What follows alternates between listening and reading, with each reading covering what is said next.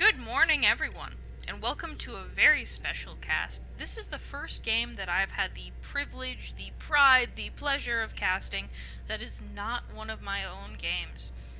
This is Dandie, our opponent for this game, in the top right corner. As you can see, he's a Protoss player, and he's currently echoing the sentiments of every Protoss player in known history ever. Just no 6 pool, okay? Just no 6 pool, okay, indeed. Boy, do I understand that feeling. No 6 pool. This is our hero, our champion for this game, Good Guy Grim. No cannon rush either. It's not great against Zerg players anyway to cannon rush, so no worries there. But little friendly banter. Good Guy Grim responded to a post of mine on Reddit asking if I could put up people's replays. And he had 3 already uploaded to Reddit. He said, you know what, just go for it.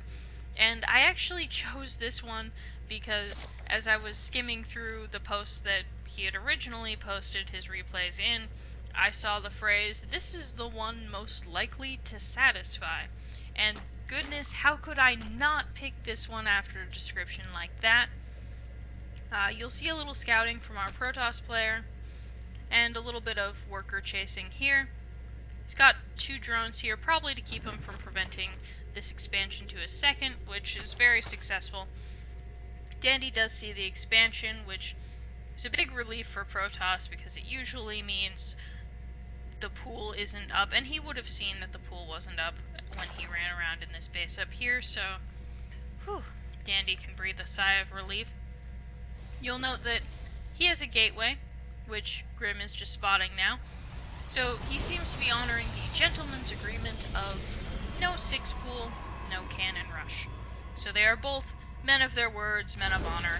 Excellent. He is putting his cyber core down up here, which I see a lot of people who do a 1 gate open do, because let's face it, as Protoss, 90% of the games you lose to the Zergling. And it doesn't really matter at what point in the game it is, there's always a risk that Zerglings will just run in and eat all of your probes if you're not very careful.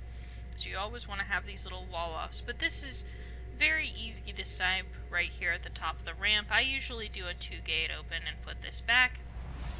But it's completely fine if you're just going to do a 1 gate open to put your cyber core here and help block off this ramp. He's not yet expanded, but you'll note that we have Grim here with his Overlord ready to spot that expansion just as soon as it goes down. And oh my, what's this? A 3rd base! These 3rds are very special on this map. Now you could expand just sort of south of your 2nd, but we have this nice gold 3rd base here. The reason this is special, aside from being a gold base where you can get all the minerals ever, is that it's really easy to spot. You'll note that Dandie's just taken this Zelnaga tower. He can see a little bit of this creep and this Overlord right here. It also wouldn't be that hard to spot if you just had vision up here and you were wandering about. It's just very easy to see, even accidentally, and with this wide ramp and this little bit of distance to your 2nd, it's actually kind of difficult to defend against, so that said, economic advantage if you can keep it, which is great. We do have a little bit of Zergling harassment to this one little probe who's scouting about where he shouldn't be, and these Zerglings are going to get a glimpse of the mothership core as it comes to just make sure that this front is defended. Mothership cores are pretty good as Protoss for that early defense, because it takes a while for Zerg to get anything that can hit air, which is unfortunate. I'm going to go ahead and go to the Units tab now. You'll see that we only have, looks like, 3 Zerglings, 2 Queens on the map for our hero Grim. No worries though, he's not worried, no reason to be. Our Protoss player just has a Mothership core and a couple sentries. And Grim is going to be in a very strong situation economically. You can see that he has drones rallied back to his very safe natural expansion. He's got 19 now, he's going to have gas going, so he's going to have 2 very good up and running bases very quickly. We do see the mothership core just hanging out here. We have a proxy pylon from Dandie, so it looks like there's going to be maybe just a little poke from him. You can see that he's got a couple zealots, a couple sentries, which are great versus Zerglings early game, or even versus roaches if you just want to escape. He puts a pylon here in the area that you would very much need to defend if you were going to defend both of your bases from this attack.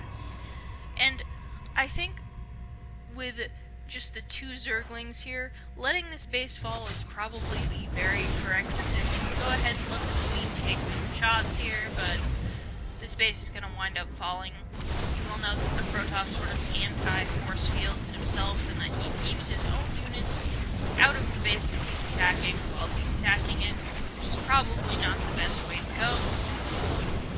But there it is. So this base will fall. That said, he still has a very saturated second. He's getting the unit count up to 21 Zerglings now, and a roach. Ooh, roaches. Ooh, roaches, very scary. Very fun, very scary if you're a Protoss player. You will note that the Protoss player only has 7 probes working here, so his natural is not nearly as filled out as Dandie's. He doesn't have the gas going on either side.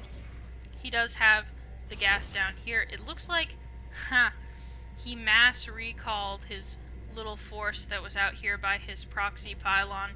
For no reason, really. He could have simply walked them back, but, you know, whatever you want to do. If you want to waste energy, that's fine.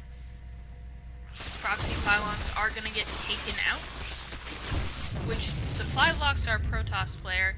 Anytime you're doing proxy pylons, you should have extra pylons in your base so that you don't get immediately supply blocked if they get taken out, which there's a decent chance of that happening. So just looking at the map so far, you can see both players have some units out, and they have second bases pretty well up. You'll see, Dandie's trying not to let that be scouted, and it's not.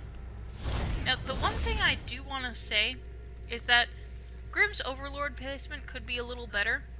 I cannot tell you how many times I've done secret hidden bases down in the bottom of this map, and similarly, if he just had his own Overlord floating around, say, here, it'd be very easy for him to spot things happening at this base, and then quickly back it off if, say, Stalkers wanted to come snipe it. He could also hide some Overlords around cliffs down near the bottom of the map to spot any potential hidden bases. We've got some force field micro going on. Dandie's taken out some of the Zerglings. That's okay. Grim's got this. He's got it handled. It's fine. He's got a little bulk of units down here to sort of keep the pressure on, because keeping the Protoss contained is a great step towards winning the game. He's also got the third base is going to come right back up, so he'll have that secured pretty soon. Protoss is working on having another wall-off area right around here where he's going to try and set up his own third of the gold. Another push up the ramp. Got some Hydralisks now, which is great, because it can help take out these air units that are just annoying if you're playing versus Protoss as Zerg. We do have some more of that force field micro happening, taking out some of these roaches, but not a big deal. We still have units coalescing into this little angry ball of we're going to murder Protoss. And we have our little number of Protoss units here to defend the ramp. You'll note that the food is starting to skew in favor of our hero, good guy Grim. And if you look, he's not using his buildings to make things as often as he really should. And he's not doing a great job of warping things in on time. Now at this point, oh my, Zerg's in the base! The wall breaks, and at this point, the game is over. You can see just a little bit of rage there as he leaves. So in any case, It's a good Zerg game. I'm very happy to cast it. If anyone else has games that they want to send me to noobcrafted@gmail.com, I would love to put them up. And thank you so much, Grim, for letting me put this game up. I hope everyone had fun watching, and I'll see you guys next time.